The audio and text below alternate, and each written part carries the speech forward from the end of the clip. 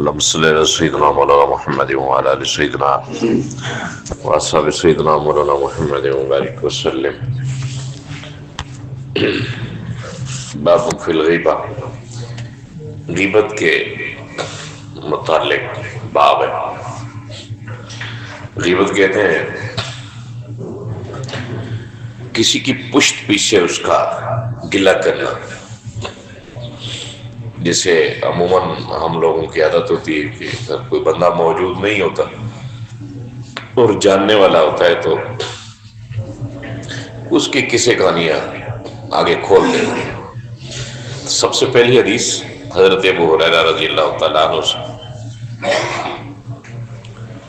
حضور کریم صلی اللہ علیہ وسلم کے سامنے عرض کی گئی کہ یا رسول اللہ، غیبت سے کیا مراد ہے؟ تو نبی اکرم صلی اللہ علیہ وسلم نے فرمایا کہ تمہارا بھائی اپنے اس تذکرے کا اپنے منہ کے اوپر پسند نہ کرے. ایسی بات جو تمہارا بھائی منہ کے اوپر پسند نہ کرے، اس کی پشت پیچھے وہ بات کرنا. تو عرض کی کہ یا رسول اللہ، اگر وہ عیب والی بات اس کے اندر موجود ہو تو پھر؟ سرکار عالم صلی اللہ علیہ وسلم نے ارشاد فرمایا اگر موجود ہو تو یہی غیبت ہے، اگر موجود نہ ہو تو یہ تو بہتان ہے. اور بہتان جس شخص نے بھی کسی کے اوپر لگایا ہوگا، قیامت کے دن وہ بہتان ثابت کرے گا. تو انہیں اس شخص کے بارے میں یہ کہا تھا یہ ثابت کر اس میں. اگر ثابت نہیں کر سکتا تو آگ کے پہاڑ کے اوپر چڑھ. یہ عمومی بات ہے ہمارے اندر، بہت عام سی بات ہے. کسی کے بارے میں ہم ایک نظریہ قائم کر لیتے ہیں، کسی مرد کو، کسی خاتون کو، جیسے ہی دیکھیں گے ہم کہیں گے یہ تو ویسا ہے. اگر اگلا بندہ پوچھے یار آپ نے دیکھا ہے اس کا یہ گناہ، بولے نہیں دیکھا تو نہیں ہے، ویسے ہے. یہ کچھ سوکھا نہیں منہ سے کہہ دینا کسی کے بارے میں، کسی کے اوپر الزام لگا دینا، بہتان لگانا. قیامت کے دن یہ ثابت کرو گے. آپ کو کس نے کہا کہ اس کی زندگی کے اندر جھانکو؟ سرکار عالم صلی اللہ علیہ وسلم ارشاد فرماتے ہیں کہ غیبت ہے وہی چیز جو اس کے اندر عیب موجود ہے، کمی موجود ہے. آپ بجائے اس کے کہنے کے آپ اور بندوں کو سنا رہے. اس کے سر میں درد ہے، اس کی دوائی اس کو دے رہے، یہ کیسے ٹھیک ہوگا؟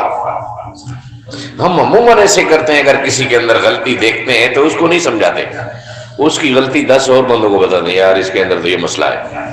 استغفر اللہ. بیمار وہ ہے، غلطی اس کے اندر ہے، سمجھانے کی ضرورت اس کو ہے. آپ اس کے سارے عیب اس کے دوستوں کو بتا رہے ہیں، اس کے رشتہ داروں کو بتا رہے ہیں.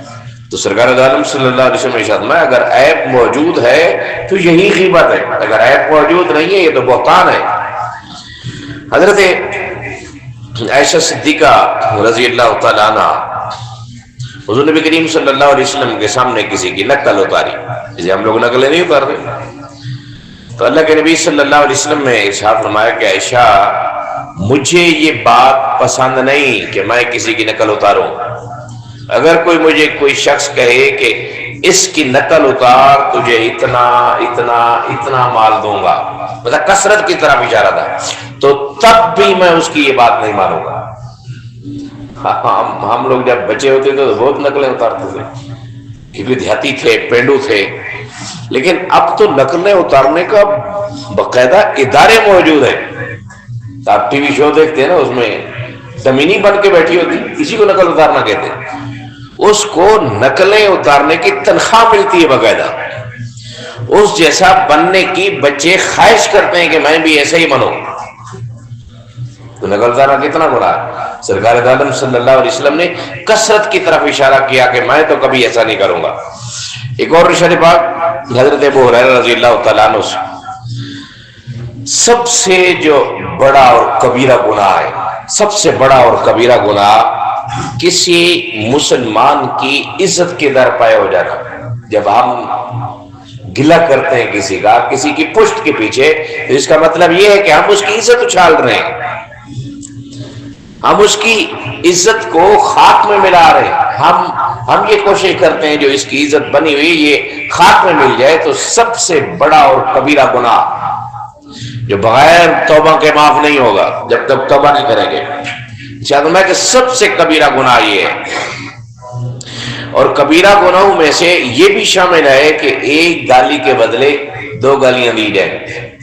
اس میں بھی اگر ہمیں کوئی ایک، ہم تو کہتے ہیں کہ دے تو سکتا ہوں جواب اینٹ کا پتھر سے نصیر، یہ تو رکھا ہے میرے ظرف نے خاموش مجھے. ہم کہتے ہیں اینٹ کا جواب پتھر سے دوں گا. ایک تو نے گالیاں دی تو میں 1000 گالیاں دوں گا. اور اس میں ہم اپنے اوپر فخر بھی کر رہے ہوتے ہیں کہ میں جی فر گالیاں دے رہا ہوں.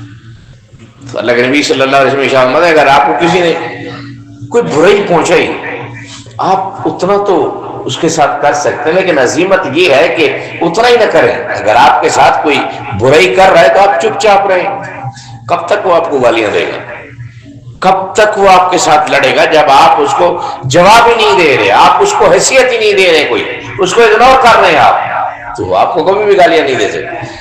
لڑائیاں جھگڑے اسی ٹائم ہوتے ہیں جب ترکی بترکی جواب ملتا ہے. میں اکثر آپ کو عرض کرتا ہوں کہ اماں اور ابے کی لڑائی اسی ٹائم چلتی رہتی ہے جب دونوں ایک دوسرے کو جواب دیتے ہیں. اگر اماں چپ ہو جائے یا ابا چپ ہو جائے تو لڑائی ختم. لیکن نہ اماں چپ ہوتی ہے نہ ابا چپ، دونوں ایک خاندان کے ہوتے ہیں، دونوں فرحان ہوتے ہیں. وہ کہتے ہیں نہیں میں کیوں چپ ہوں، ابا کہتے ہیں میں کیوں چپ ہوں، دونوں نے بولنا ہے. جب ایک بندہ چپ ہو جائے گا تو پھر لڑائی ختم ہوگی.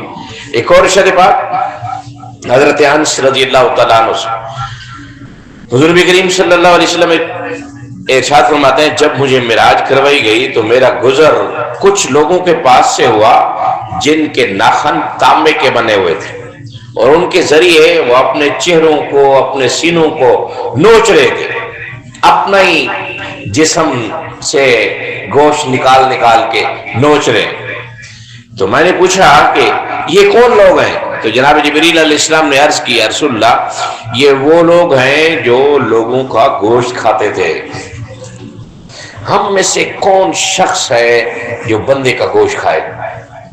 اللہ تعالیٰ کا ارشاد پاک ہے کہ یہ جو غیبت ہے یہ ایسا گناہ ہے جیسے آپ اپنے سگے بھائی کی مردہ لاش کا گوشت کھا رہے ہیں.